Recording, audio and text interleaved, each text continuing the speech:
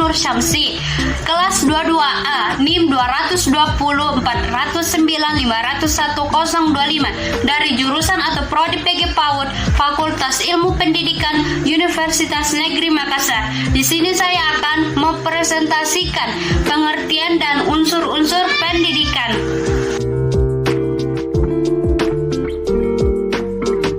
Apa sih pengertian pendidikan itu? Pendidikan secara umum, yaitu usaha untuk mewujudkan aktivitas pembelajaran yang dilakukan agar peserta didik secara aktif belajar dan mengembangkan potensi dirinya menjadi lebih baik dari segi kecerdasan, pengetahuan, kepribadian, dan sebagainya. Dalam Kamus Besar Bahasa Indonesia, kata pendidikan bermuara dari kata didik dan diberikan imbuhan P-an. Oleh karena itu, kata ini memiliki arti, cara, atau perbuatan untuk mendidik. Secara bahasa, definisi pendidikan ialah proses pengubahan sikap dan tata laku seseorang atau kelompok orang dalam usaha mendewasakan manusia melalui upaya pengajaran dan pelatihan proses, cara, perbuatan mendidik. Kamus Besar Bahasa Indonesia 2016. Pendidikan juga mempunyai unsur-unsur, yaitu tujuan pendidikan, peserta didik, pendidik, interaksi edukatif, materi pendidikan, alat dan metode pendidikan, dan lingkungan pendidikan. Al-Fajmi 2015 halaman 15. Unsur-unsur pendidikan tersebut adalah hal yang saling terkait satu sama lain. Di antara unsur-unsur tersebut ada tujuan pendidikan, yaitu fokus utama dari perubahan yang diinginkan setelah peserta didik mengikuti pendidikan. Beberapa pendidikan bertujuan untuk menghasilkan peserta didik yang kompeten dalam keahlian tertentu. Instansi lain bertujuan secara spesifik untuk melatih aspek efektif pada peserta didik. Lalu yang kedua, yaitu peserta didik. Peserta didik adalah orang yang ingin menempuh pembelajaran untuk mengembangkan potensinya lewat pendidikan. Nah, peserta didik kan harusnya ada pendidik dong. Namun, pendidik itu artinya apa sih? Pendidik dalam Sikdinas adalah tenaga pengajar yang berkualifikasi sebagai guru, dosen, konselor, pembelajar, widya iswara, tutor, instruktur, fasilitator, dan sebutan lain yang sesuai dengan kekhususannya, serta berpartisipasi dalam menyelenggarakan pendidikan. Yang selanjutnya itu interaksi edukatif. Tanpa adanya proses interaksi antara pengajar dan pendidik yang melibatkan antara materi pembelajaran, maka pembelajaran tidak terlaksana dan pendidikan juga tidak dapat terbangun. Dalam Sikdinas, definisi interaksi edukatif adalah proses interaksi peserta didik dengan pendidik dan sumber belajar pada suatu lingkungan belajar. Peserta didik ada, pendidik juga ada. Namun, materi pendidikannya apa sih? Materi pendidikan merupakan materi-materi yang diajarkan dalam proses pembelajaran yang bertujuan agar peserta didik secara aktif mengembangkan potensi dirinya untuk memiliki kekuatan spiritual,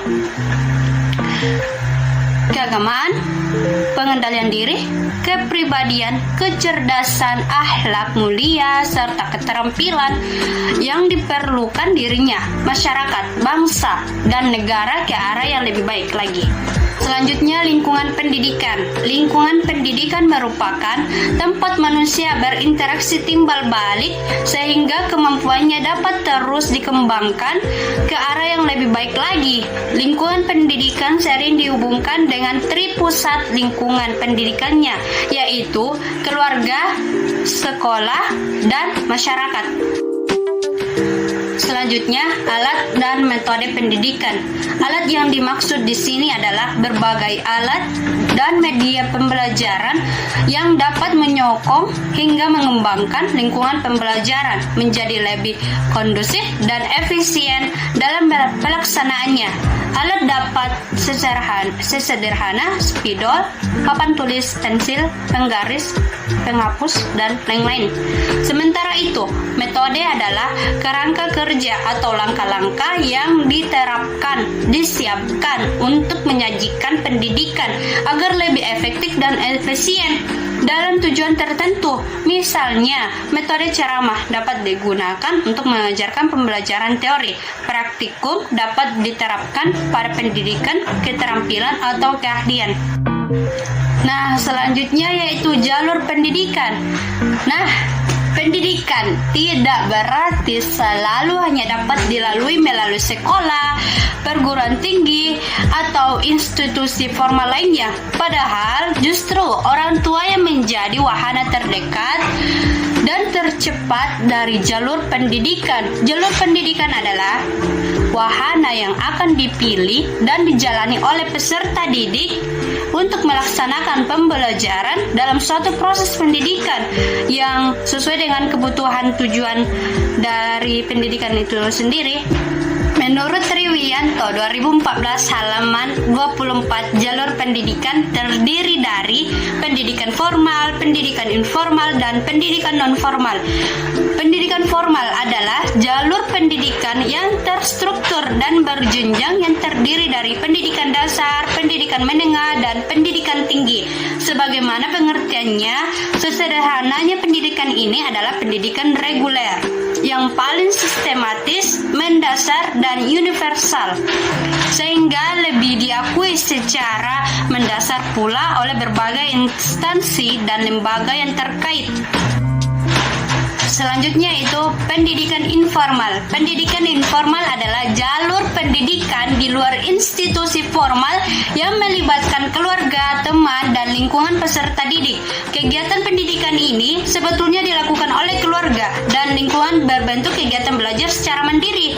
Hasil pendidikannya diakui sama dengan pendidikan formal dan non-formal setelah peserta didik lulus ujian sesuai dengan standar nasional pendidikan. Selanjutnya yaitu pendidikan non-formal. Pendidikan non-formal berfungsi mengembangkan potensi peserta didik dengan penekanan dan penguasaan pengetahuan dan keterampilan fungsional serta pengembangan sikap dan kepribadian profesional.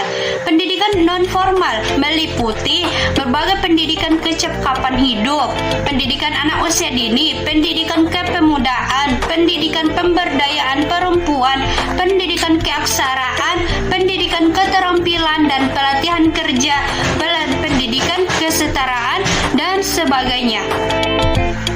Jenjang pendidikan. Jenjang pendidikan adalah tahapan yang ditetapkan berdasarkan tingkat perkembangan peserta didik dan kelengkapan dan kedalaman film yang diajarkan. Menurut Tirta Raharja dan Sulo 2012 halaman 268, jenjang pendidikan meliputi jenjang pendidikan dasar. Pendidikan dasar diselenggarakan untuk memberikan pengetahuan dasar yang diperlukan untuk hidup dan bermasyarakat dari segi pengembangan sikap, pengetahuan, dan keterampilan. Selain itu, jenjang ini berfungsi untuk mempersiapkan peserta didik agar dapat mengikuti pendidikan menengah. Pendidikan ini mencakup sekolah dasar, SD, sekolah menengah pertama, SMP, madrasah, ibtidaiyah, dan sebagainya. Jenjang pendidikan menengah. Pendidikan menengah adalah lanjutan dan pengembangan dari pendidikan dasar. Pendidikan ini memiliki tingkat keluasan dan kedalaman pengetahuan yang lebih tinggi dari pendidikan dasar. Pendidikan ini berfungsi untuk mempersiapkan peserta didik menghadapi dunia kerja maupun melanjutkan pendidikan ke jenjang pendidikan tinggi. Pendidikan menengah meliputi sekolah menengah atas atau SMA, sekolah menengah kejuruan atau SMK, sekolah menengah luar biasa, sekolah menengah kedinasan, sekolah menengah keagamaan, dan sebagainya. Jenjang pendidikan tinggi. Pendidikan ini diselenggarakan untuk menyiapkan peserta didik yang unggul dalam kemampuan akademik. Beberapa pendidikan tinggi bertujuan untuk melatih pendidik kerja yang profesional yang berkualitas.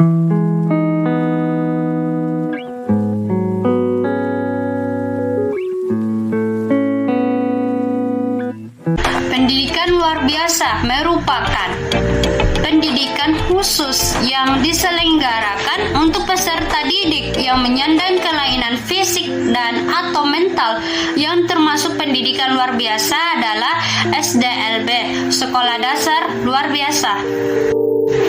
Pendidikan kedinasan merupakan pendidikan khusus yang diselenggarakan untuk meningkatkan kemampuan dalam pelaksanaan tugas kedinasan bagi calon pegawai atau calon pegawai suatu departemen pemerintah atau lembaga pemerintah non-departemen, yang termasuk pendidikan tingkat menengah seperti SPK atau Sekolah Perawat Kesehatan, dan yang termasuk pendidikan tingkat tinggi seperti APDN, yaitu Akademi Pemerintah Dalam Negeri.